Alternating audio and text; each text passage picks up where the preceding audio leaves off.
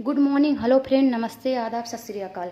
कैसे हैं आप सभी लोग। क्रेजी तनिष्क में आपका हार्दिक स्वागत है। आई होप आप लोग बहुत ही अच्छे होंगे और मैं आपके परिवार के लिए भी यही दुआ करती हूँ, कामना करती हूँ, आशा करती हूँ कि वो भी बहुत ही अच्छे हों और जहाँ भी हों खुश हों। तो चलिए आज हम आपके लिए एक न्यू टॉपिक लेकर आए हूँ। सैडलर आयोग, यानी सैडलर आयोग क्या था। और कल मैंने आप सभी को गोखले विधेयक पढ़ाए थे। उसके बाद आज हम आपको नया टॉपिक सैडलर आयोग के बारे में बताएंगे। इससे पहले हम इसके बारे में आप सभी को इसलिए बताना चाहते हैं क्योंकि अगर हम कोठारी आयोग जब शुरू करेंगे तो उसमें ये सब सारे पॉइंट मेंशन है, तो इनको जानना भी आप लोगों के लिए बहुत बेहद ही ज़रूरी है। ज़रूरी नहीं है कि आपके चैप्टर में वो टॉपिक है कि नहीं है। हो सकता हो आप बीएड बीटीसी कर रहे हो, इन्हीं से ही एक क्वेश्चन पूछ ले, क्योंकि सारा टॉपिक टू टॉपिक जरूरी नहीं है कि आपकी बुक से, आपके सिलेबस से ही आए। कहीं से बाहरी क्वेश्चन जब ऐसे ही पूछ लेता है तो कहते हैं कि लोग कहते हैं कि नहीं, बाहर का क्वेश्चन बना हुआ है। तो अगर आप लोग जानेंगे तो आपके लिए भी बेटर होगा और आपके दिमाग में आगे चल के अगर आपको इस पॉइंट के लिए कभी ज़रूरत भी पड़ेगी तो आपको वो चीज़ हमेशा के लिए तैयार रहेंगे। तो सैडलर आयोग क्या था, इसके बारे में सबसे पहले हम आपको बताना चाहते हैं। जो सैडलर आयोग आया था, इसमें सबसे पहले इसमें क्या था कि ये आयोग 1917 में आया था, 1921 तक था और ये कोलकाता विश्वविद्यालय की समस्याओं के लिए सिर्फ आया था। यानी सिर्फ कोलकाता विश्वविद्यालय की जो समस्याएं हैं उनके लिए ये बना था। लेकिन बाद में क्या हुआ, कुछ विद्यालय यानी इस आयोग के तहत जितने भी सारे विश्वविद्यालय हैं उनमें ये लागू हुआ। क्या ये जो सैडलर आयोग हुआ था, इसका क्या विशेषता थी, क्या उद्देश्य था, ये सब आप लोग जानेंगे। तो इसमें क्या था कि ये इसका पॉइंट यही था कि कोलकाता विश्वविद्यालय की सारी सुविधाएं, सारी समस्याओं को के अध्ययन के लिए बनाया गया था और उसको दूर करने के लिए किया गया था।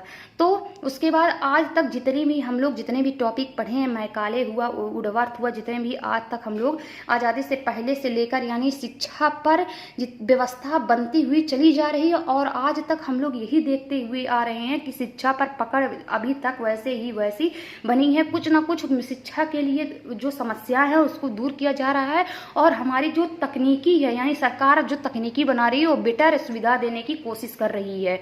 ठीक है।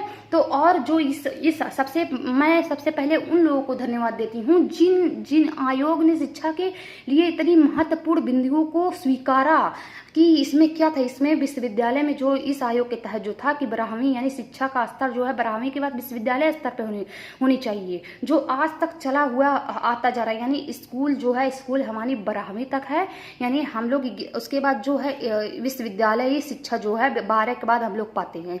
ठीक है। तो चलिए इसके लिए कुछ पॉइंट जो मेंशन किया गया है उसके जानते हैं और सैडलर आयोग के बारे में भी जानते हैं।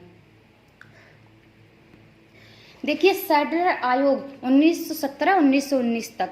सैडलर आयोग का गठन 1917 ईस्वी में कोलकाता विश्वविद्यालय की समस्याओं के अध्ययन के लिए डॉक्टर एम.ई. सैडलर के नेतृत्व के लिए किया गया था। यानी जो ये समस्याएं यानी कोलकाता विश्वविद्यालय की समस्याओं के अध्ययन के लिए डॉक्टर एम.ई. सैडलर जो थे उन्होंने नेतृत्व किया। इस आयोग में 2 भारतीय डॉक्टर आशुतोष मुखर्जी एवं डॉक्टर जियाउद्दीन अहमद थे।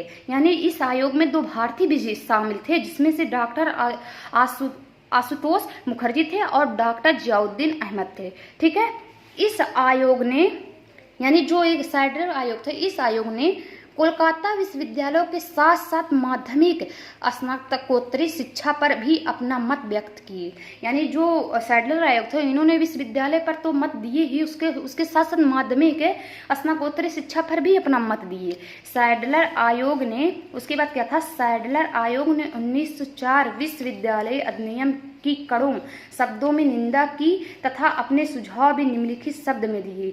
यानी इन्होंने 1904 में विश्वविद्यालय अधिनियम जब उनके जो कड़े थे शब्दों थे उसमें निंदा की थी और अपने सुझाव भी निम्नलिखित शब्दों में ये दिए। क्या सुझाव दिए थे, उनके सुझाव के अनुसार क्या था, उनका पहला सुझाव था कि ऐसी शिक्षण संस्थाएं स्थापित करने का सुझाव दिया जाए जो इंटरमीडिएट महाविद्यालय कहलाए।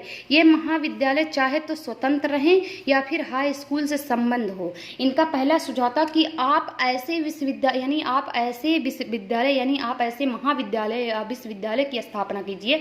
पहले इन्होंने महाविद्यालय की बात की कि आप ऐसे महाविद्यालय की स्थापना कीजिए जो इंटर से हो, यानी जब आप हाई स्कूल और ये जो इंटर जो है हाई स्कूल से संबंधित हो, यानी आप चाहे वो प्राइवेट हो चाहे सरकारी, जरूरी नहीं है, लेकिन वो जो है यही कहते हैं कि 10 के बाद जैसे आजकल जो शिक्षा आती हुई चली जा रही है, जैसे कि हम लोग 9th मतलब कुछ जो बच्चे हैं 9th पढ़ें, 9th के बाद जो है 10th पढ़ते हैं, 10th के बाद सीधे उसके बाद 11 फिर 12th।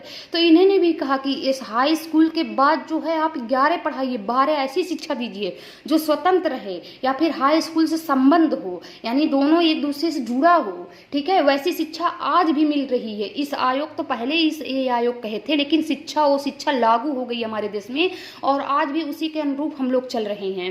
ठीक है, दूसरी क्या है कि इंटरमीडिएट के बाद स्नातक की शिक्षा 3 वर्ष की होनी चाहिए। बिल्कुल सही है। इंटरमीडिएट के बाद अगर आप चाहे बीए कर रहे हो चाहे आप बीएससी कर रहे हो तो आप क्या है 3 साल के लिए वो शिक्षा आपको करना अनिवार्य है। ठीक है, तभी तो कहते हैं कि आप क्या कर रहे हैं, तो आपसे पूछा जाता है आप स्नातक किए, तो आप कहते हैं हाँ स्नातक की शिक्षा हमने प्राप्त कर ली। आप जब बीए और बीएससी आप पूरा कंप्लीट कर लेते हैं तो आप कहते हैं तो ऐसी शिक्षा आज भी लागू है। और ये सुझाव जो है सैडलर आयोग ने सुझाव दिए थे कि इंटरमीडिएट के बाद स्नातक की शिक्षा 3 वर्ष की होनी चाहिए। तीसरा क्या है इनका सुझाव, स्कूली पाठ्यक्रम 12 वर्षों का होना चाहिए। जो स्कूली पाठ्यक्रम है जो है 12 वर्ष का होनी चाहिए। बिल्कुल सही, ये भी हम आज भी पहले भी लागू, यानी पहले भी इन्होंने ये बात कही थी और आज भी लागू है। आप जब 9th में पढ़े होंगे 10th में पढ़े होंगे तो उसके बाद स्कूली जो शिक्षा है हम कहते हैं कि कहाँ हम लोग स्कूल में पढ़ते हैं तो 12 वर्षों तक होनी चाहिए। यानी आप 12 वर्ष तक स्कूली शिक्षा दीजिए, उसके बाद आप महाविद्यालय में बीएससी कीजिए, उसके बाद चाहे बीएससी कीजिए आप चाहे बीए कीजिए, आप अपने अनुसार चूज कर सकते हैं। लेकिन जो शिक्षा आप स्कूल में प्राप्त कर रहे हैं, जो पाठ्यक्रम सिलेबस है वो 12 वर्ष की ही होनी चाहिए। इनका उद्देश्य क्या क्या है आइए देखते हैं। विश्वविद्यालय स्तर की शिक्षा हेतु बच्चों को तैयार करना, यानी जो भी विश्वविद्यालय स्तर की शिक्षा है जो बच्चे नहीं पा रहे हैं उनको इस लेवल पर तैयार किया जाए। ठीक है, ताकि हर बच्चा जो है विश्वविद्यालय स्तर की शिक्षा को प्राप्त कर सके। दूसरा क्या है, स्कूलों में 12वीं की शिक्षा देने में विश्वविद्यालय को रास्ता देना, यानी जो स्कूल हैं सारे जो हमारे स्कूल है उसमें अगर बच्चा पढ़ रहा है तो 12वीं की आप शिक्षा दीजिए 12वीं तक, उसके बाद उसे विश्वविद्यालय की रास्ता दिखाइए कि आप काबिल हैं इसके, आप 12वीं तक पढ़ लिए हैं, आप इंटरमीडिएट पास हो गए हैं, अब आपकी दाखिला जो है विश्वविद्यालय में होनी चाहिए। तो आप ऐसे बच्चों को आप मतलब उनको उनका खुद तो उनके अंदर काबिलियत है, जो उनके अंदर पढ़ने की क्षमता है, आप बच्चों को प्रेरित कीजिए उस हिसाब से कि आप 12वीं के बाद यानी इंटरमीडिएट की शिक्षा के बाद आप विश्वविद्यालय की शिक्षा आसानी से प्राप्त कर सकते हैं। इनका ये उद्देश्य था। तीसरा क्या है, उन विद्यार्थियों को शिक्षित करना जो विश्वविद्यालय में नहीं जाना चाहते हैं। इनका क्या मुख्य उद्देश्य और था कि उन विद्यार्थियों को शिक्षित करना, यानी आप उन विद्यार्थियों को शिक्षित कीजिए जो विश्वविद्यालय में नहीं जाना चाहते हैं। ऐसे विद्यार्थियों को आप शिक्षित कीजिए। इनका जैसे इसमें क्या है, कैसे कहते हैं कि बच्चा जब पढ़ता है तो पढ़ते कभी ऐसी स्थिति आ जाती है, परिवार की कभी आर्थिक स्थिति नहीं सही रहती है, कभी बच्चा पढ़ना चाहता है लेकिन किसी कारण वो नहीं पढ़ पाता, उसका वातावरण उतना डेवलपमेंट नहीं रहता है। तो वही कहे थे कि आप उन विद्यार्थियों को शिक्षित कीजिए जो विश्वविद्यालय में नहीं जाना चाहते हैं, उनको शिक्षित कीजिए कि तुम्हारे अंदर एक काबिलियत है। उन्होंने कहा कि आप उनके अंदर रुचि जागृत कीजिए, उनके अंदर वो पकड़ मजबूत कीजिए कि विश्वविद्यालय तक वो जा सके। ठीक है, उसके बाद क्या है कि विश्वविद्यालयों के विनियमों को लचीला बनाना, यानी विश्वविद्यालय के जो नियम हैं उन सभी नियमों को इतना मजबूत, इतना कठोर मत बना दीजिए कि बच्चा वहाँ से भाग आए। उन्होंने कहा लचीला बनाइए। लचीला जब आप बनाएंगे तो बच्चा उस चीज़ को, अगर आप बच्चे की बात सुन रहे हैं और बच्चे जो नियम कानून बनाया जा रहा है वो बहुत अधिक कठोर नहीं है, तो बच्चा जो है विश्वविद्यालय में पढ़ाई लिखाई यानी शिक्षा को आसानी से प्राप्त कर सकता है। आप ऐसे नियम बनाइए। उसके बाद क्या है, महिला शिक्षा, प्राथमिक विज्ञान तकनीकी शिक्षा तथा अध्यापक के प्रशिक्षण हेतु प्रयास किया जाए। इन्होंने महिला पर भी यानी महिला शिक्षा पे भी बात की थी कि महिला शिक्षा को भी विश्वविद्यालय शिक्षा मिलनी चाहिए, और प्राथमिक विज्ञान, इन्होंने प्राथमिक विज्ञान पे भी और तकनीकी शिक्षा तथा अध्यापक के प्रशिक्षण हेतु प्रयास भी किए। यानी इन्होंने महिला शिक्षा पर भी प्रयास किए, प्राथमिक शिक्षा पर भी अपनी मत दिए, वैज्ञानिक तकनीकी पर भी इन्होंने अपना मत दिया, और इन्होंने ये भी बात की थी कि अध्यापक का जो प्रशिक्षण हेतु प्रयास है वो प्रयास इन्होंने अध्यापक क्या होता है प्रशिक्षण, यानी जो बीएड बीटीसी कर रहे हैं, ये क्या कहते हैं कि आप प्रशिक्षण कर रहे हैं, आप पर एक ट्रेनिंग ले रहे हैं, ठीक है। तो इन्होंने उस पर भी इन्होंने अपना प्रयास किया। उसके बाद देखिए वर्ष 1916 में 16 से यानी वर्ष 1916 से 1921 तक 7 नए विश्वविद्यालय की स्थापना हुई, जिनमें यानी इन्होंने जब वर्ष 1916 से 1921 तक 7 नए विश्वविद्यालय की स्थापना की, जिसमें मैसूर, पटना, बनारस, अलीगढ़, ढाका, लखनऊ तथा ओस्मानिया, यानी इन सभी विश्वविद्यालयों में ये नियम लागू किए गए। कौन से नियम? जो ये सैडलर आयोग ने जो नियम बनाए थे, जो इनका जो उद्देश्य था कि जो जैसे आज भी चल रहा है कि 12वीं तक की जो इंटरमीडिएट के जो बच्चे हैं, यानी इन्होंने कहा कि इंटरमीडिएट के बाद स्नातक की शिक्षा 3 वर्षों की होनी चाहिए। तो इन सभी विश्वविद्यालयों ने इसे बना, यानी कोलकाता विश्वविद्यालयों पर प्रभाव नहीं पड़ा, बल्कि इन सभी विश्वविद्यालयों पर प्रभाव पड़ा। और आज भी देखिए कि ये प्रभाव आज भी हमारे देश में पड़ता हुआ चला आ रहा है। और देखिए, चाहे आप देखेंगे हाई स्कूल में जो 2 वर्ष, यानी हाई स्कूल के बाद इंटर 2 वर्ष है, उसके बाद हम लोग जो बीएड बीटीसी कर रहे हैं यानी स्नातक की करते हैं 3 वर्ष के लिए, ये बात इन्होंने मेंशन की थी, वो बात इसमें है, ठीक है। तो आपको आज हमने सैडलर आयोग 1917 जो कोलकाता विश्वविद्यालय समस्याओं के अध्ययन के लिए बनाया गया था, इनको आज हमने आपको पूरा डिटेल में बताए हैं।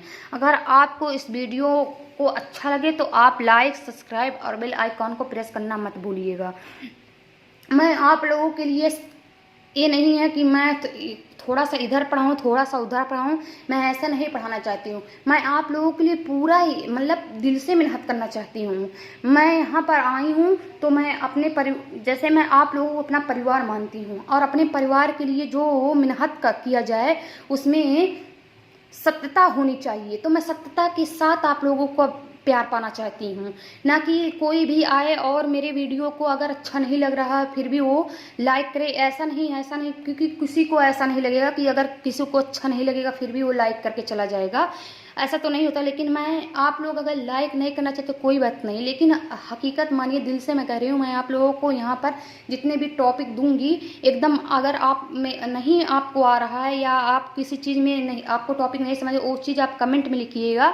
मैं आप लोगों को बहुत ही आसानी से यानी सरल से सरल, आप मेरे जितने भी टॉपिक देख लीजिए, जितने भी मैंने पढ़ाए हैं, वहाँ पर आप लोगों को ये ज़रूर लगेगा एक बार देखकर कि वो जितने भी टॉपिक बनाए हैं वो सरलता के साथ में पढ़ाई हूँ। और आगे भी यही कोशिश करूँगी कि आप लोगों के दिमाग में उस सरलता के साथ में पढ़ाऊँ, ताकि आप लोगों के दिमाग में फिट हो सके। तो अगर आप इस वीडियो को देख रहे हैं तो आप लोगों का तहे दिल से धन्यवाद। और मैं आशा करती हूँ, कामना करती हूँ आप लोग अच्छे रहिए, खुश रहिए और आपका दिन बहुत ही अच्छा हो। जय हिंद, जय भारत।